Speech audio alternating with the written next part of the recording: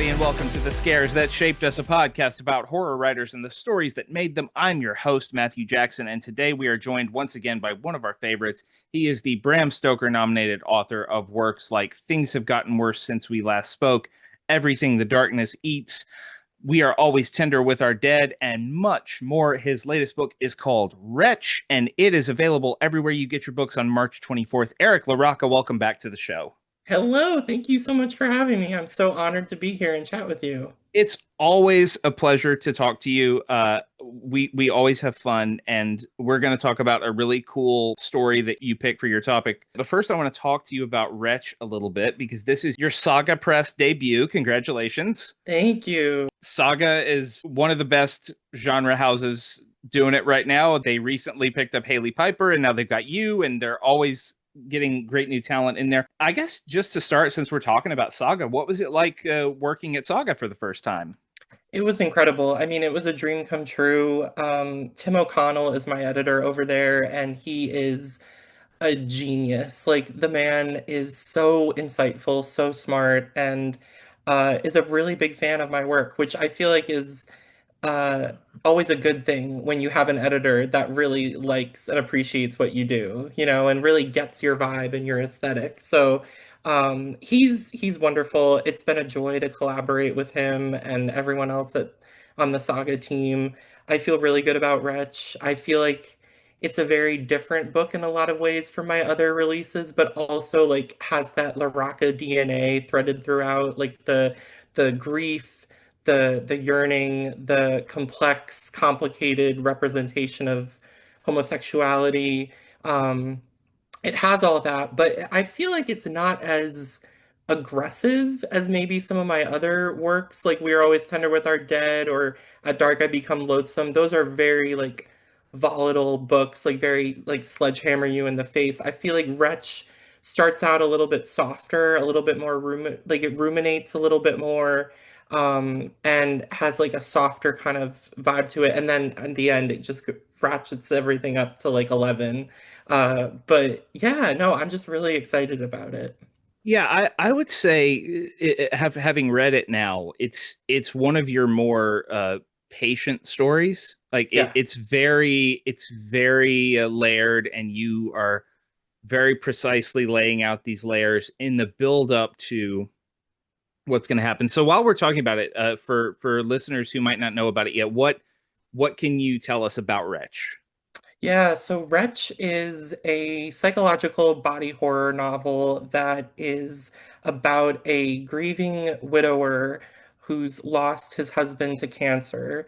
And he's struggling very much so to like move on, to process his trauma, going about it in kind of unhealthy ways. And he comes in contact with a support group known as the Wretches. And this group is really interesting because they take photographs of inanimate objects and they look for signs of their beloved departed ones in these pictures. And in those pictures, they think they see a face or like an arm or whatever, like anything related to their departed loved one. And he, kind of goes into the group, just struggles to make connections in there, and from there, it leads him to another figure, another sort of grief support system, but this one is a man known as Porcelain Caw. And Porcelain Caw has a very special, unique ability to have you experience your loved one last time, but for a very deadly price. And that's kind of like the elevator pitch of the novel. That's really where the plot kind of goes off the rails. But I agree with what you said. It's a very patient book. I'm glad that you feel like it's layered. I feel like I spent a lot of time like building everything out in this book, like making sure everything was layered, making sure all the tendrils sort of connected at the end. So yeah, I feel really good about this book.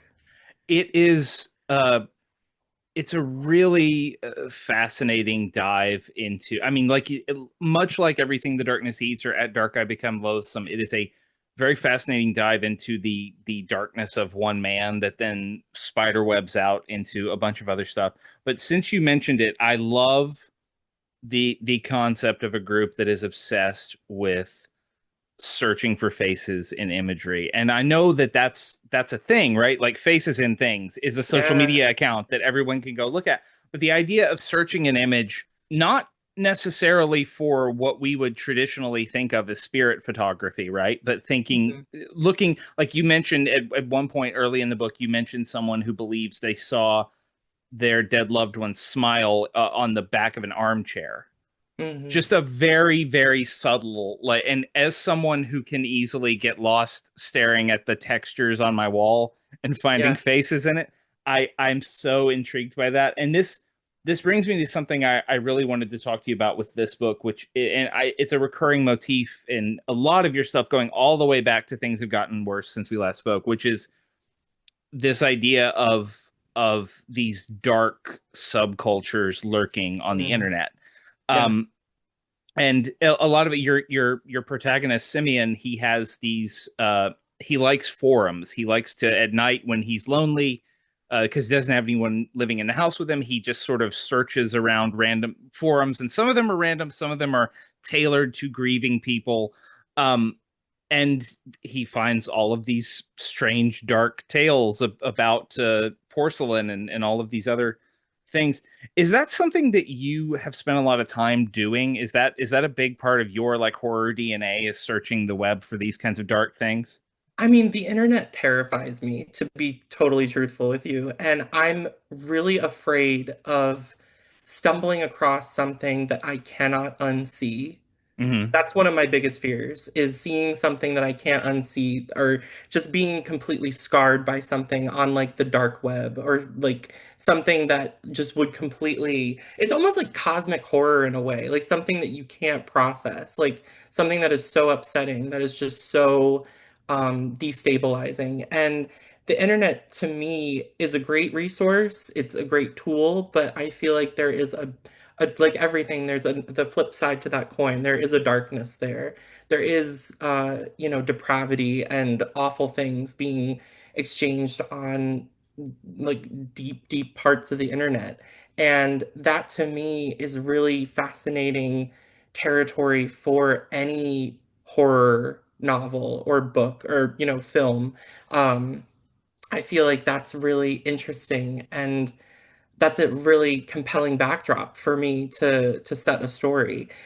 Pretty much all of a good portion of my books, the book that I'm working on right now for Saga that's coming out next year is called Brute, and it also delves heavily into like online culture. So I think I'm just like, I've always been fascinated by this, and I grew up on the internet. I grew up in chat rooms and um, exploring my own sexuality in chat rooms, discovering I was queer in those spaces. And that's just, like you said, it's just part of my horror DNA.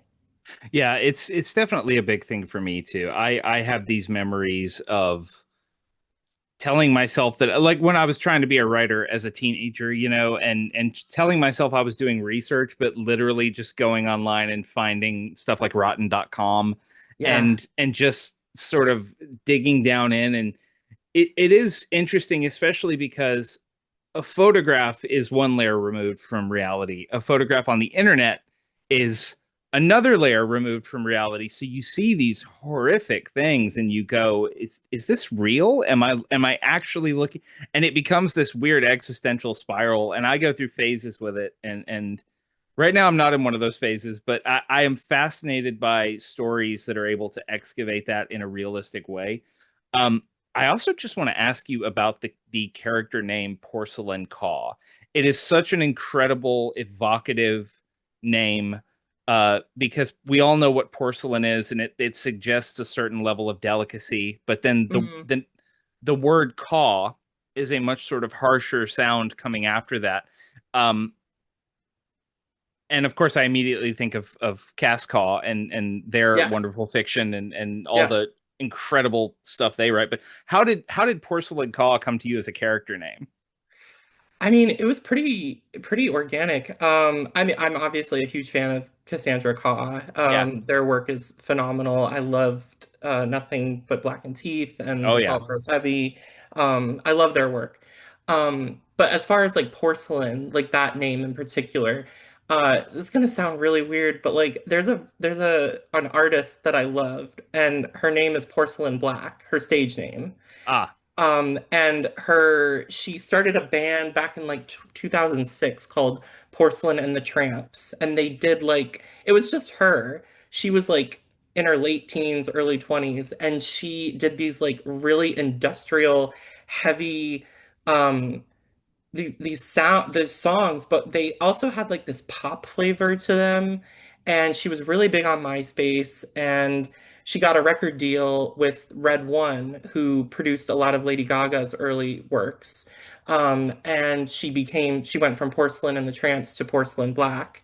And she released a song with Lil Wayne called This Is What Rock and Roll Looks Like. But she has this album that was never released called Mannequin Factory, which is such a great album, and I'm so upset that it never saw the light of day because the songs on this album are just like so forward thinking, and so like nobody in like the pop landscape was ever coming close to what she was doing. She was like Britney Spears meets Marilyn Manson, mm, basically. So I really found her fascinating, and she has this like beautiful complexion, like beautiful, like just eye, like white, translucent skin almost. And I was like just enamored with her, and I thought that's a really interesting character name for this person in this piece as Porcelain Caw. I thought that really like that sounds like a really just evocative name. So that's really honestly how I came up with it. It's just like this musical artist that I absolutely love. yeah. It's a wonderful name, and I'm not going to say any more about Porcelain Caw because I just want readers to meet Porcelain Caw and get to know everything that's going on there. It's like I said, this is a patient book. Like the first encounter with Porcelain arrives after about 45, 50 pages, and by then the dread is so built up. It's almost like the feeling I got when I encountered Hannibal Lecter for the first time. It's Hmm. just so evocative and wonderful. So this is not the only Eric LaRocca book we're getting this year. This fall we are getting We Turn Gruesome at Night, book Yes. 2 of the Burnt Sparrow trilogy. I was lucky enough to reveal the cover exclusively over at Fangoria earlier this year. Everyone should go check that out. I can't wait for this book. I was such a fan of We Are Always Tender with Our Dead. What can you tell us about We Turn Gruesome at Night? It was a really difficult book to write. It was a challenge. There was a lot of material in the first draft that unfortunately wasn't able to make it to the final product because, and I'm not just like saying this to be like an edgelord, but like it was just way too graphic. Like it was just way too extreme, and Titan they couldn't publish it. So I had to do like a lot of rewrites with this book. That being said, I'm really proud of what I came up with. I'm really proud of how the story sort of evolved. It is set 10 years after the tragedy that occurs in 2003 in the town of Burnt Sparrow.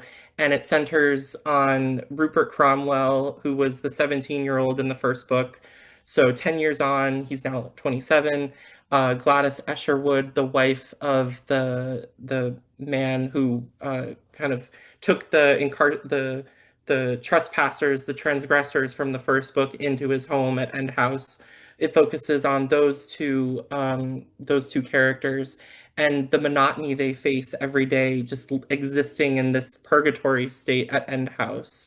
And it all sort of changes one day when a town courier arrives and introduces um, Rupert to this society in town, this like anonymous confessional letter society called the Perdido Society. So that's kind of where the plot kind of gets into motion when Rupert is kind of like uncovering what is happening with this very sinister web of town secrets that are being exchanged from one person to the other. So it's very dark, it's very bleak. I still think it has a lot of teeth. It's a really upsetting book. It's very nihilistic, and um, I'm really excited for everyone to check it out, honestly. I'm so excited. It is one of my most anticipated books of 2026, and I would never accuse you of being an edgelord. Uh, y'all, if Eric LaRocca says it was too much, it might have been too much. So um I mean, how do you while we're on the subject, I'm very interested in this in part because I've had several author friends recently talk about books that they have coming up that are the darkest things they've written up to this point in their careers. And they're people I trust to say if they tell me it's the darkest thing they've written, I believe them. Like Stephen Graham Jones told me that he's working on a book that is darker than The Least of My Scars, and I'm going like, "Oh God, dude, what did you do?" Um, Wow. what is it like in coming to that point when you have because I gave We Are Always Tender with Our Dead to my mother, and she liked it, but she did mention that the bathtub scene, the Mhm. now legendary bathtub scene in that book, it was a little far for her. That was kind of Yeah.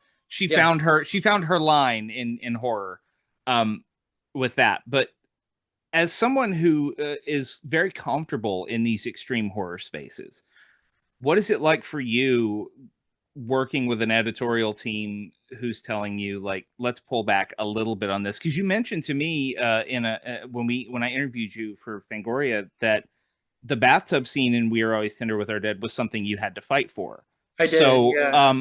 what was the just the emotional process like for you of letting some of that stuff go for book two? I mean, I'm in the process of fighting for a few things right now in book two that we're still like I'm done with like the line edit, but there's one last thing that I'm kind of fighting for to keep in. It's a delicate dance. It's not easy. Um, the thing is when you sign with a big publishing house, they obviously want your best interest. They want to publish a book that is compelling, that is going to earn, is going to sell, is be a lucrative venture for both you and for the publisher. And they don't want to do anything that might jeopardize that. And Right. I think some publishers are a little bit skittish about the more extreme content because of just the temperature of our current culture and all the awful things that are just happening in general right now in the world at large. Um, I think like there are some readers that just don't want to engage with that kind of content, that kind of material, and that's totally fine.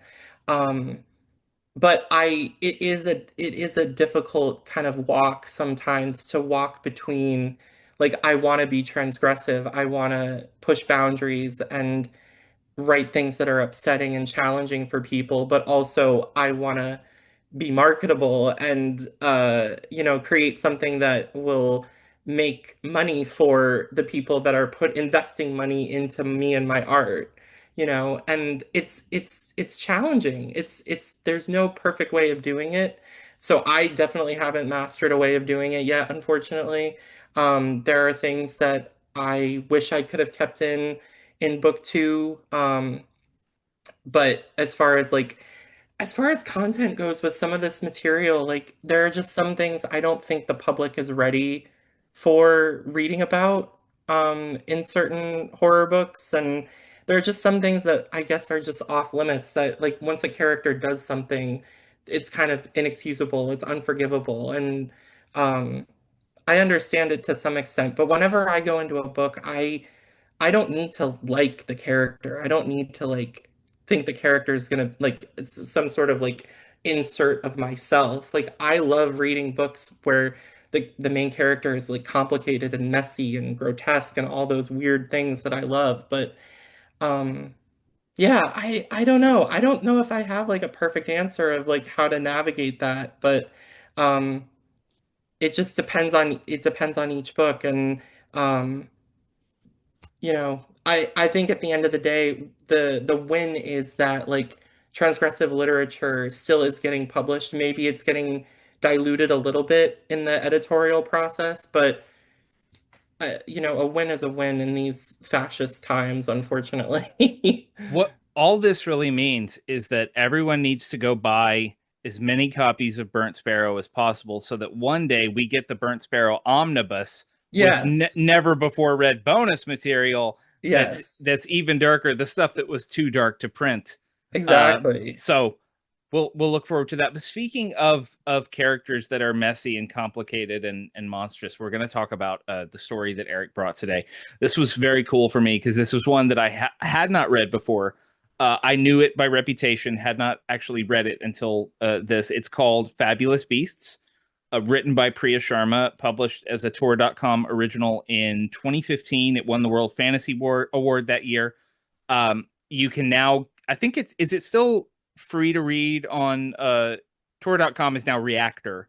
Yeah, that's how Yeah. I read it. I So mean, I reread it for this, so I read it the other night on Tor.com or Reactor. so Yeah, it's up on Reactor for free. It's also a very affordable ebook, and it's also in one of Priya Sharma's collections. In fact, it's the title story in that collection. So look up Priya Sharma Fabulous Beasts. You'll see lots of different ways to buy it. This story rules. This yeah. story is amazing. I read half of it yesterday afternoon and got called away to do something else, and I was so annoyed that I couldn't just sit and read the whole thing at once. And you can. It's quite short. You It's can read so it in easy, quick read. Yeah. yeah, but it is about a woman named, and we're going to spoil this, by the way. I'm telling you how easy it is to get because we're going to talk spoilers for this 11-year-old story. So if you want to experience it spoiler free, pause the podcast, go read this. You'll be glad you did, and then come back. It's about a woman who introduces herself to us as Eliza, and Eliza has become some sort of fixture of society. It's not entirely she is a Some sort of like sophisticate. yes. She's a herpetologist, so she loves reptiles. She cares for reptiles. Yeah. But she is just sort of positioned in high society for reasons that are not clear to us.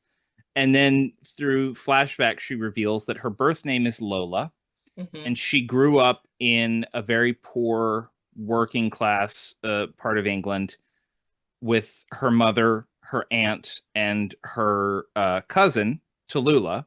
Hmm. And I don't know how quickly I want to give this away, but basically she feels a kinship with snakes Yeah. from a very early age, Yes. um, and can't really understand why. And I love how delicately this is all layered in. It's a very short story. Well, it's not very short, but it is sort of, I would say, maybe novelette length. It's Yeah, not it's a quite a novelette. novella, but Yeah. yeah, it's so wonderful just sort of slowly getting immersed in this bath of weird viscous darkness that Priya Sharma has laid out here, because basically it's a story about a traumatic childhood, but it's also a story about a girl who finds out that she can turn into a snake. Yes. Exactly. What do you remember about your first time reading this, Eric? This story is so special to me. I remember reading it when I was like in college, and I would read a lot of the Tor Reactor novelettes and short stories on that website. This was the one that always stuck with me because I remember so vividly reading it and thinking, I really, I see myself in this. I see the world the way Priya Sharma sees the world, and I want to write like this. You know what I mean? Um, I love these like just very complicated, complex, messy sort of characters that she's created and how the lines of text just sort of drip with this like viscous, like you mentioned, this like sludge almost, like filth.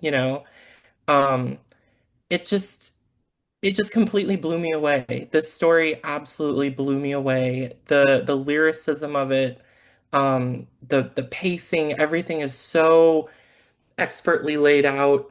A lot of like back and forth dialogue, really great like insightful interior character work. I feel like with Lola, um, it's just to me it's like a perfect novelette, and um, I've gone back and I've reread it a couple times, and I'm really glad I went back and reread it before this call, um, because I found myself like highlighting certain passages of like that have just like remained with me for so long.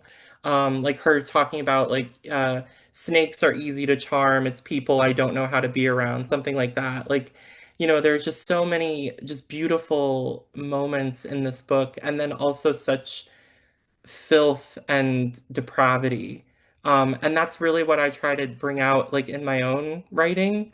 So I think about Priya Sharma quite a bit when I'm creating. And it's this story in particular that has just really stuck with me completely. It is definitely one of those things that you can sort of chart this out if you look at writers like Clive Barker and Kathy Koja and Poppy Z. Bright, and then you move further up the timeline and you get to someone like Priya Sharma, and then a few years later you get an Eric LaRocca. It was so fascinating reading that, because I was reading Wretch at the same time that I was reading this. I was sort of I read this and then I would read part of Wretch and then I read part of this and read part of Wretch, and kept sort of going back and forth. And it is it's really like I can feel the influence Mm, in your work so clearly, and it's not a copy by any means, but it's just like, oh, I this may be the clearest uh I've ever seen. Like, oh, this is a yeah, this shaped the writer that I am talking to in yeah, so many ways. yeah, Um, Another thing is, like you mentioned, it is first person. It is Lola slash Eliza telling this story herself to us, which is also a hallmark of a lot of your work. Is you get yes. inside the heads of these people as they are going through whatever they're going through. Um, which leads me to a question that I don't know how much we've ever talked about this before, but what is your personal emotional state like when you are channeling a character like Simeon and Wretch, or like Rod Roderick? Am I thinking of the right name? No, not Roderick. The Rupert? Rupert? Rupert. Yeah. Sorry. I read The Fall of the House of Usher for the show the other day, so Roderick is in my No head. worries. Um, or especially at Dark I Become Loathsome feels like this. What is it like digging into those people's minds for extended periods of time? It's the best. I love first person narrative. It feels like in a lot of ways I channel parts of myself, but it's also like acting in a lot of ways. Like you Mm-hmm. feel like you're taking on like the shape of some other being. Like you're putting on this like cloak of some other person's flesh. And it's so gratifying. And for me, it's like a way to be kind of outside of myself for a bit, which is always a good thing because you don't want to be in my head too long. It's just because like the stuff I think about. Um, but yeah, no, I love first person narrative. I love that this story is first person narrative. It's just so just devastating, this piece. And um yeah, I find myself gravitating more toward first person narrative the more I create, the more I write. Pretty much all of my upcoming books, except for, well, the Burnt Sparrow series, they're told through the perspective of each character, but they're like third person, but like specific to that one character. Yeah, third person limited. Yeah. Yeah, exactly. So yeah, I think it just depends on the vibe of the book and like whatever you're creating. But for me, it's really special to be able to like dip into another person, another being, another character, and kind of navigate that and just be someone else and kind of make believe for a while. It feels like playing make believe like when you're a kid. Well, and Fabulous Beasts is a great study in that kind of writing because it is about, I mean, I mentioned it's about a girl who discovers that she can turn into a snake. So you have the shapeshifter element. You have the idea that this person can essentially, and she writes beautifully about how it feels to shed her skin and how good Mhm. it feels to know that any sort of violation or pain that she suffered in her human form goes away when she becomes a snake. She can just clear that skin away and reveal something new underneath. Um, and then you get into the fact that she has changed her name for the people around her in adulthood, and that is another persona she's adopted, Mhm. and it's so layered in terms of not just the people that she embodies, but the way that those different personas come out of her. Because I mentioned, she lives in a very sort of working class, poor housing with her mother, whose name is Kathy, and her aunt Amy, and her cousin Tallulah. Mhm. And at the beginning of the story, and I sort of felt this. I felt again reading Wretch back to back with this. I was like, oh, this sort of feels like Porcelain Caw to me. There's a person called Kenny Mhm. that we don't meet for the first bit of the story. He's just spoken about as a bad person who did Yeah. bad things, but who Yep. cares about these women and girls very much. Mhm. And we find out that Kenny was a basically a common criminal who went to a thief who went to jail on a murder rap and got out, and he gets out, and basically he has declared himself the patriarch of this family Yeah. since their mother died, and he is an abusive, incestuous rapist, absolute monster. Degenerate. Yeah. Yeah, he's awful. But the contrast that it builds when Kenny finally arrives and you see the kind of person he is, and Lola has to start shifting the kind of person she is in order to deal with his very existence.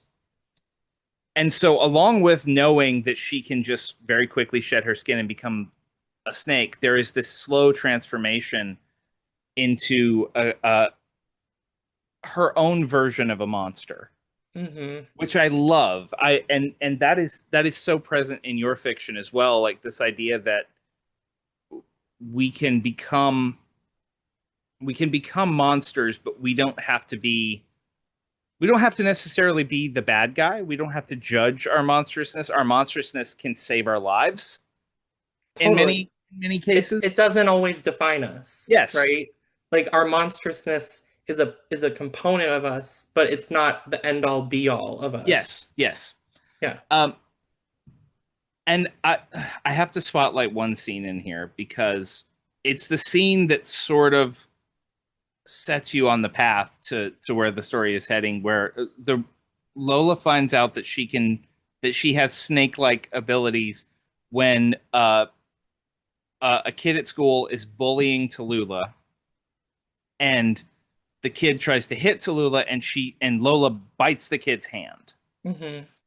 and injects him with venom that she didn't know she had, and the Right. kid's hand swells up, and he goes into shock, and they have to take him to the hospital.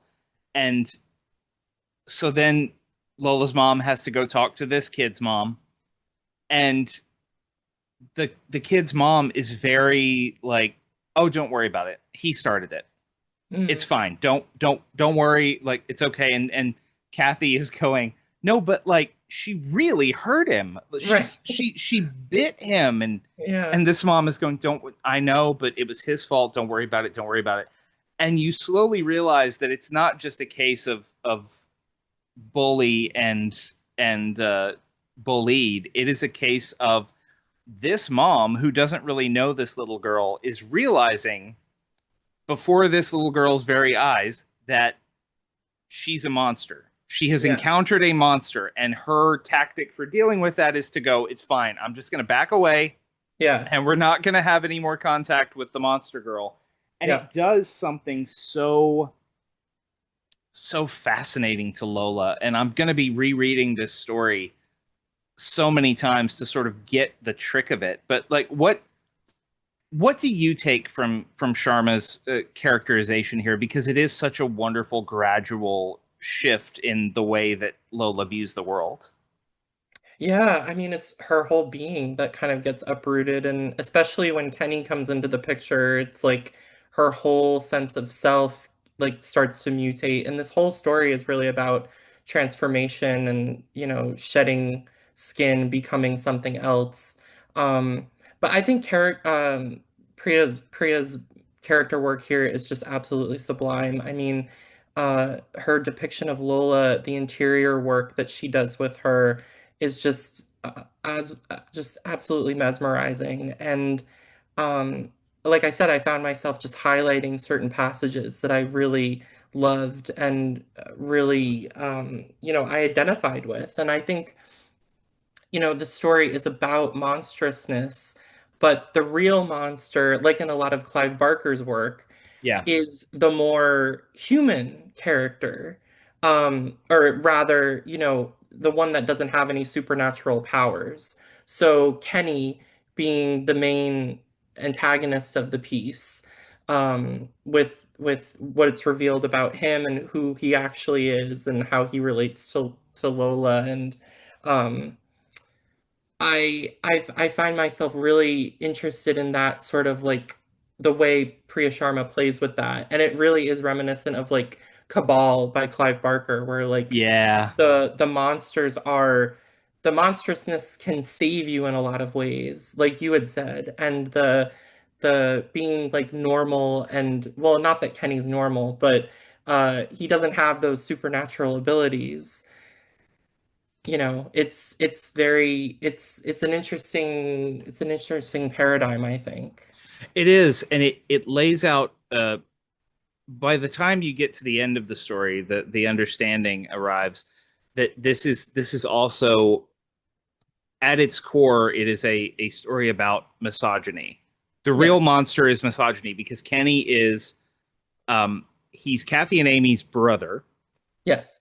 but he sees himself as the leader of the family, and more than that, he sees himself as the father of the family to the extent that he is actually that Lola does not know who her father is, and by Yes. the end of the story, we learn that her father is Kenny.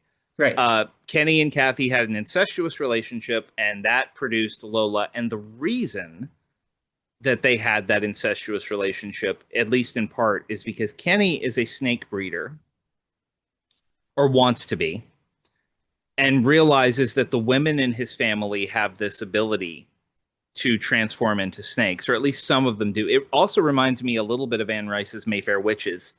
Um, I'm not familiar with that one. oh, you haven't read The Witching Hour by Anne Rice? No. They are massive, massive books, and they also deal with this sort of maternal line of power that passes down through the women of the family, and Ah, how they are all sort of dominated by this one male spirit who is sort of the source of all their power. gotcha. Um, but basically, Kenny is a snake breeder who wants to breed Lola. He's like, oh, she can change. That means that I need to have kids with her now. We have to keep this incestuous thing going so that Yeah. we can have the all of this power, and I can have all of this power.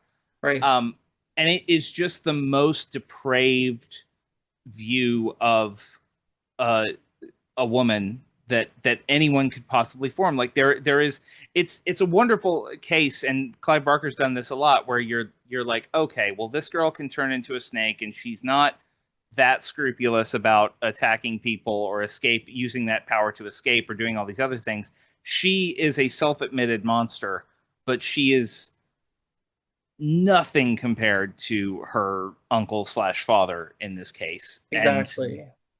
I love the way this resolves because Kenny is a very good villain because he also reveals that uh, he did not actually kill anyone. One of his friends on the heist killed someone.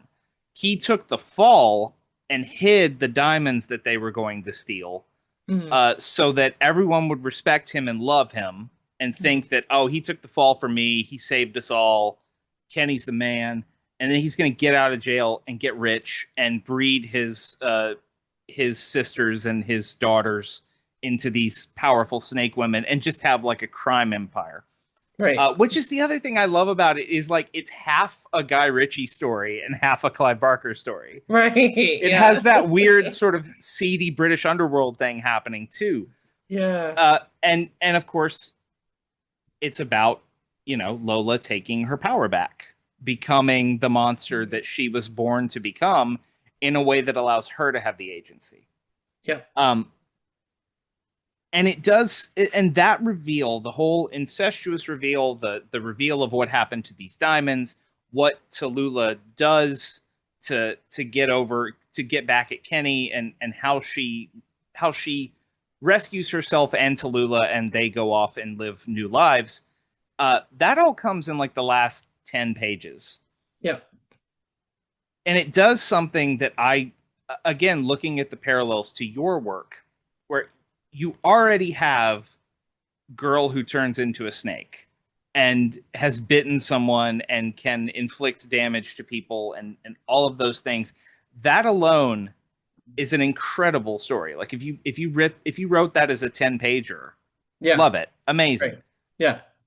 But then you take the concept further and you go, what does it mean that she is a snake? What does it mean? Where did it come from? What does it have to do with the circumstances of her life and how that helps her to realize who and what she is?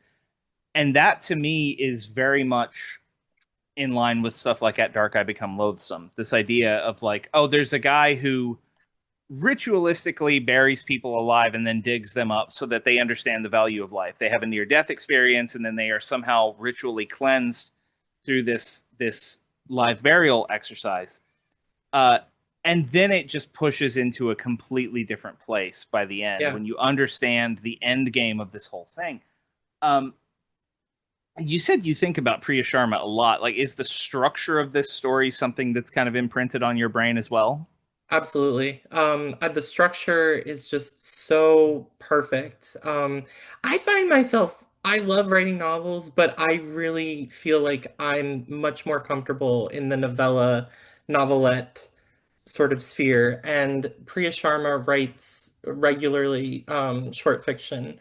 That's primarily what she's known for. And that in and of itself is quite an art form to master. I mean, there's so much complexity to a short piece that you really, it's like building a bird's nest in a lot of ways, where if you kind of take out one twig here, one thing there, like you'll damage the whole structural integrity of the entire nest. But it's definitely a skill set that a lot of like not every writer has that skill set to write short fiction that's so compelling and so unique and fresh. And I think you're absolutely right. Like I definitely think of Sharma quite a bit when I'm creating, and I love that you reflect on At Dark I Become Loathsome as like that kind of concept that, like this is the backdrop of the story, and then it pushes in this completely different direction. Yeah. And that to me, that's exciting. That's what fiction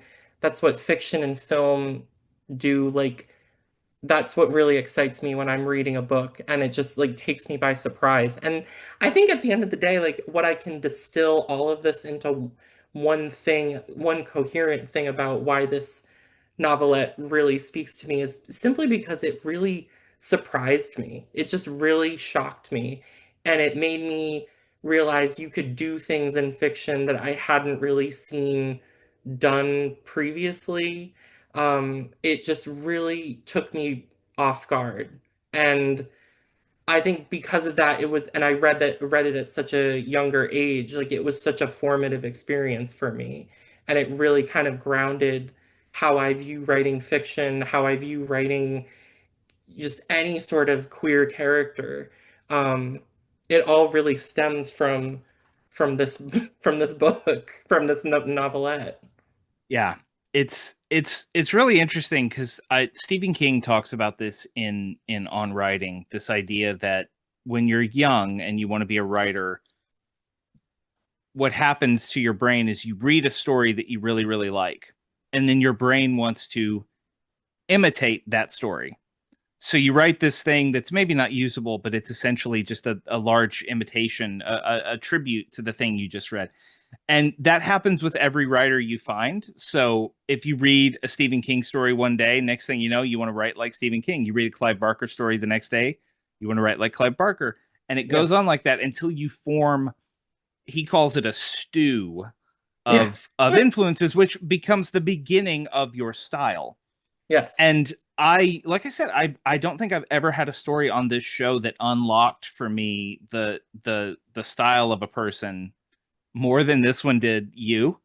That's so Um, great. I love that. I'm glad so I I picked this one. yeah, it's amazing. So I want to ask, what now that like this is my first Priya Sharma experience, what other stories of hers do you love that have made an impact on you? Ooh, Where should I go next? there's one in the Ellen Datlow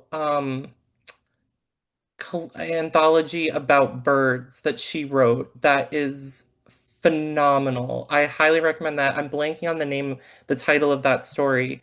Um, you mentioned that this novelette is the title story of All the Fabulous Beasts, which is her collection through Undertow. If Hmm. you're looking for like an entry point into Priya Sharma's work, I highly recommend that entire collection. And I'm pretty sure the story that was collected in the Datlow anthology, I think it's in that collection as well, the Undertow collection. Um, so yeah, I definitely recommend that collection in particular. She also has a novel she wrote, I believe, called Orm Shadow, which is excellent.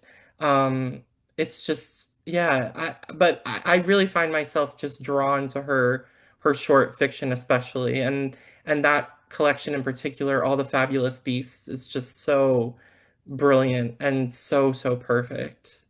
I want to ask a craft question before we wrap up, because this is something that's occurred to me as we've been talking about this, and I find this really interesting. We've talked about the ways that your fiction shares structural things with Sharma's fiction, and this story specifically, the way that it starts with a concept that is terrifying all on its own, and then it just slowly morphs without giving away the get. There's no twist. There's no like big swerve in the middle of it. It just slowly rolls over for you until Yeah. it's something else on the other side. Um, when you are working in a shorter form, a short story novelette, what have you, and you are writing that kind of story, and you've done it many times. Are those do you when do you start to see what's on the other side? When do you start to see when that concept is starting to become something else? Is it something you plan for or something you just let happen? It depends on the project, but for the most part, I'm a big believer in planning out and outlining. I love outlining, especially for novels. That just helps me kind of have like a skeleton of what I need to work with. But for novellas and novelettes and short stories, I don't do as much planning, and that allows me for a certain level of like organic discovery in throughout the process that I really love. But I will say with writing Wretch, there was a point when I didn't know what the ending was going to be. Mm. And it shifted because my editor told me, he's like, I don't really like the ending that you pitched in the outline. Let's do something else. So I kept writing and I was like, what am I going to do with the ending? And then as I was approaching it, I really found myself just diving headfirst into the madness I had created, the depravity that I was trying to convey. And that in and of itself, I feel like allowed me to be so free and be whatever I wanted to be on the page. It gave me like the liberty to just explore. And I think that's what is so important for any writer is to like have those moments of just being in the flow and not holding on tight to like well, it was in the outline this way, like I need to write it this way. If the spirit moves you in a different way and like, you're in the flow and you want to try like trudge down a different path, you should absolutely follow that muse and follow that voice. And that to me is when like really shocking and surprising things happen in fiction, is when you surprise yourself, right? Yeah. So like just since we've been talking about At Dark, I Become Loathsome so much, I'm like, when did you know the ending of that book? Was it spoilers for a book that came out a year ago, everybody, so skip ahead, but I'm just curious now that we're talking about.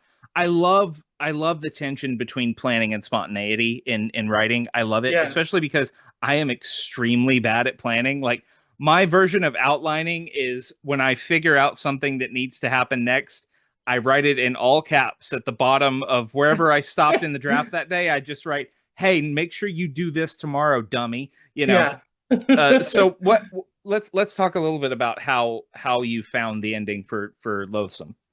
Loathsome, I think it was a similar sort of situation where I had elements that I knew I wanted to like hit. I knew I wanted to hit certain beats, but I was like in the kind of mid-section writing process, and I was kind of like heading toward the finale, and I thought what would really like surprise me, what would like shock me at this point with this character. And I found myself really thinking about him just ruminating on the decisions he's made, the horrible things he's done, and um him sort of shifting. And like that also goes into like character development, like him changing his whole perspective on what he was doing, why he was choosing to bury people.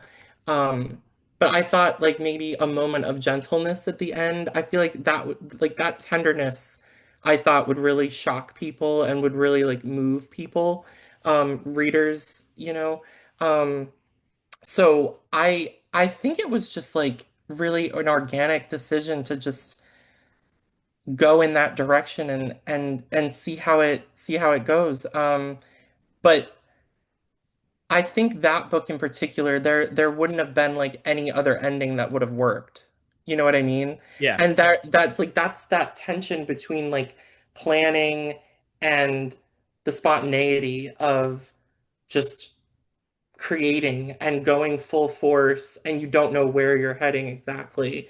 There have been so many times in my writing process where I thought I knew what was going to happen, and I thought I knew where a character was going to go, and then a character says something or does something and the story takes a left turn, and I'm like, well, that's really interesting. I want to follow that. Like I want to see where this path, this like tendril leads. Um, that to me is like I said before, if you can shock yourself and you can surprise yourself, you're definitely going to surprise your reader. So there is like I love that tension of like planning but also not planning. yeah. Our guest has been Eric LaRocca. The new book is called Wretch. It is available on March 24th. You should absolutely get it. It's great. Eric, before we let you go, will you let everyone know where they can find you online? Yes. So I'm on Blue Sky at ericlarocca.bsky social, whatever that is. Yeah. The thing that's at the end of the username. And then I'm on Instagram at Eric_LaRocca. And I'm on Facebook. So definitely follow me there and reach out. You have some events coming up for Wretch for the launch? I do, yeah. I'm doing an event here in Boston on the 24th with Chris Golden, so that's really exciting. And then I go to New York City and I'm doing an event at the Twisted Spine, which is that new horror bookstore in Brooklyn. So I'm doing an event there with Grady Hendrix, so that's going to be really fun. And then I go the following day to Philadelphia to the bookstore called Thrillerdelphia, which is a new horror bookstore based in Philly, and I'm going to be there with Chuck Wendig. So it's going to be a really fun trip. Yeah, if you're in those cities or you can get to those cities, go see Eric and go see his fellow horror icons and get yourself a signed book. Eric, it is always a huge pleasure to chat with you. Thank you so much for coming back on the show. Thank you so much for having me. I appreciate it. Thanks once again to Eric LaRocca for being on the show. You can pick up Wretch everywhere you get your books on March 24th, and you absolutely should. It's a fantastic book, and be sure to go follow Eric on all of his social accounts so that you can keep track of everything that he has going on. And if you want to keep track of everything we have going on, the easiest way to do that is to follow us on Blue Sky. We are at scareshapedus.bsky.social over there. That is where you will find updates on new guests. Every episode we do, we'll post over there. We could do giveaways. We have lots of fun content going on Blue Skies. Follow us over there. We are also The Scares That Shaped Us on Facebook, and we are also The Scares That Shaped Us on YouTube. If you prefer to listen to your podcast that way, head over there, like and subscribe. We appreciate you. If I sound a little different right now, that's because I have just moved into the new Scares That Shaped Us HQ. I'm in my new office. The furniture is in here, but the books are not unpacked. It's a little echoey. I promise we will get the room tone to a more pleasing vibe here in the next couple of weeks. If you like the show, please do us a favor and tell your friends about it. Let everyone know that we're having a lot of fun over here. We've got some really cool stuff coming up later this year. And if you are so inclined, head over to the podcasting app of your choice and leave us a 5-star review. That is always helpful. Helps us to build up our review average, helps us get featured on the podcast platforms, helps us build our listener base so we can keep doing this show that I love to do so much. That does it for us this week. We will be back in 2 weeks with another brand new episode. I believe that'll be March 31st. We've got a couple of really cool things cooking in terms of recordings. We will also get back to weekly podcasts very soon. Like I said, we just moved into the new house. Once we get reasonably settled here, I think we'll be able to get the podcast back up to once a week. So thank you for bearing with us. Thank you for joining us. Until next time, take care of yourselves, take care of each other. I'm Matthew Jackson, and this is The Scares That Shaped Us.